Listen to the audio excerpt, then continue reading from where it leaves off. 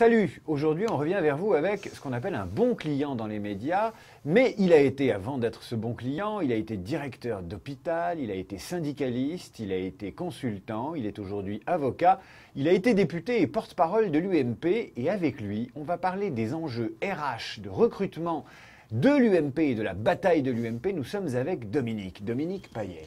Bonjour David Abiker.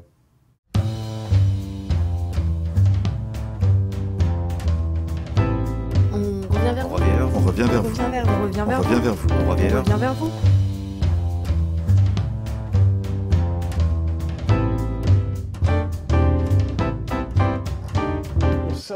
On continue le psychodrame UMP, mais plutôt que d'en parler sur qui va gagner et comment, ce qui m'intéresse, c'est de savoir quels sont les enjeux en termes de management, de ressources humaines, de recrutement. Qu'est-ce qui peut se passer sur le plan managérial à l'UMP quand il y aura une issue à la crise? Déjà, vous avez vu que progressivement, depuis l'installation de Copé, dont j'avais dit à l'époque à Nicolas Sarkozy que s'il lui donnait les clés de l'UMP, ce n'était pas la peine qu'il en garde le double, parce que le dit Copé allait immédiatement changer les serrures. C'est ce qu'il fait. Vous voyez, Sarkozy peut dire tout ce qu'il veut. Copé agit selon ce que Copé pense.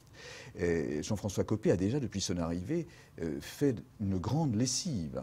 Le dernier en date, il s'appelait Birost, c'était un juriste, j'avais travaillé avec lui, un juriste éminent, totalement indépendant, de très bonne qualité. Il l'a viré pour mettre à la place le directeur général de l'UMP, Éric Césary, qui a beaucoup de qualités. Mais surtout aux yeux de Jean-François Copé, c'est celle d'être très fidèle à son maître. D'ailleurs, Éric Césary est fidèle à ses maîtres successifs. Donc c'est un homme sur lequel on peut s'appuyer. Il connaît l'appareil. Ça veut dire que si François Fillon prenait l'UMP, il y aurait un plan social d'une certaine façon. Alors, ça se fait plutôt en douceur. Ça se faisait en douceur jusque-là.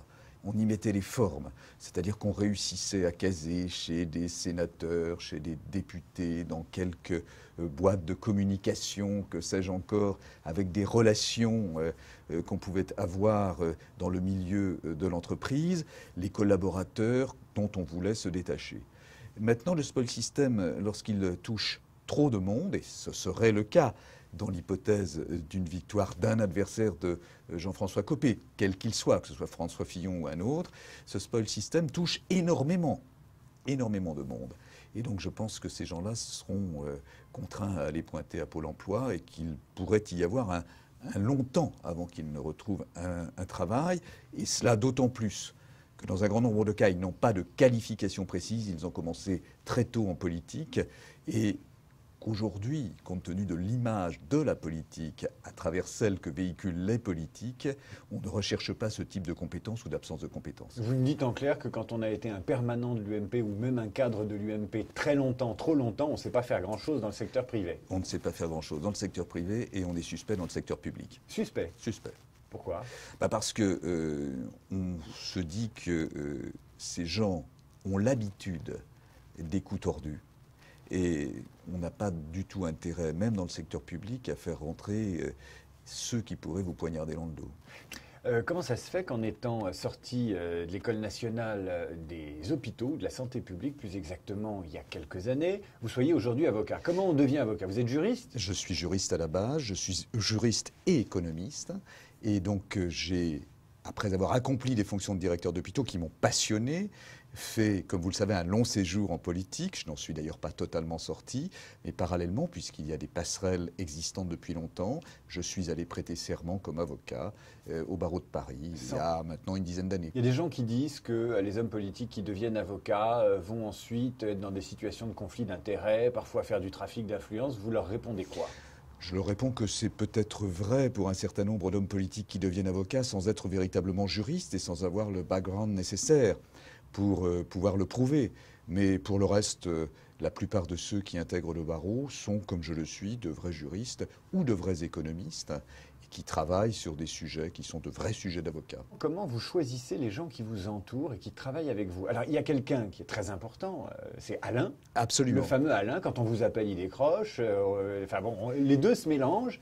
Comment vous avez trouvé Alain? Alain est venu un jour dans mon bureau, j'étais député, j'étais juste élu député il y a de cela plus d'une vingtaine d'années.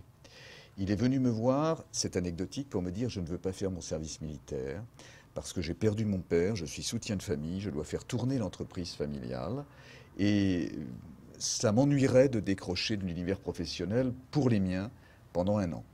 Je lui ai dit qu'à cela ne tienne, il y avait déjà beaucoup de passe-droits à l'époque, c'était juste avant l'annulation du service national. Je lui ai dit qu'à cela ne tienne, je vous mets un marché en main.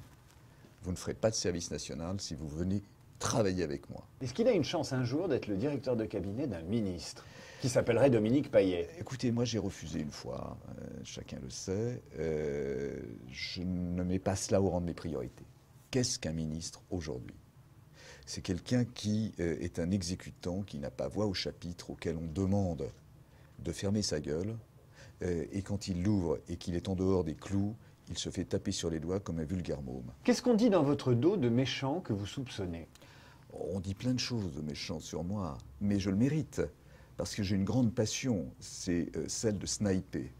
Je trouve que, et la politique m'a apporté beaucoup à ce niveau-là, d'opportunité de le faire, dire de temps en temps, de manière fondée, mais assez vacharde, du mal de ceux que vous côtoyez est un plaisir jouissif que je ne m'interdis jamais.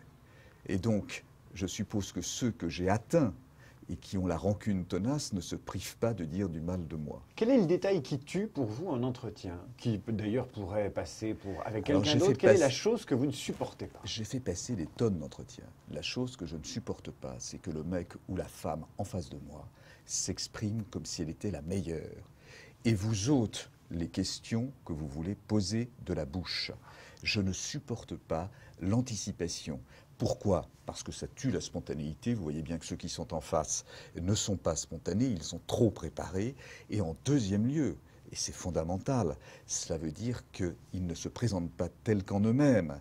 Ils surjouent le côté entretien d'embauche. Ça, je ne le supporte pas. Quelle est la qualité professionnelle que vous aimeriez acquérir et dont vous vous dites ça me manque? La brutalité. Oui. J'aimerais pouvoir parfois être brutal dans mes réactions. Je ne sais pas feindre la colère et a fortiori, je ne sais pas me mettre en colère. Et donc, c'est sans doute la nature centriste qui m'habite. Quand je suis face à une difficulté, tout aussi opiniâtre qu'un irascible, je m'accroche, mais je m'accroche sans bruit. Alors que parfois, intimider son partenaire ou son adversaire par une colère, encore une fois feinte ou réelle, ça peut avoir du bon. Ça, je ne sais pas faire. Quel est le défaut que vous n'avez pas? Celui d'être irascible. Le collaborateur de vos rêves, si ça n'était pas Alain, vous avez le choix parmi des gens connus. J'aimerais bien peut-être quelqu'un qui aurait le profil de Manuel Valls. Pourquoi? Je l'ai connu, il était collaborateur de Rocard quand, avec les centristes, nous faisions les majorités de Rocard en 88. Il allie, un peu comme mon collaborateur ici, dynamisme, capacité décisionnelle extraordinaire, vista des problématiques qui se posent absolument incomparables, et courage. Voilà. Alors après, j'ai pris Manuel Valls parce que c'est une synthèse. En plus, si vous voulez, ce garçon n'est pas vraiment à gauche, il n'est pas non plus à droite. Il est Manuel Valsien. Merci. Merci.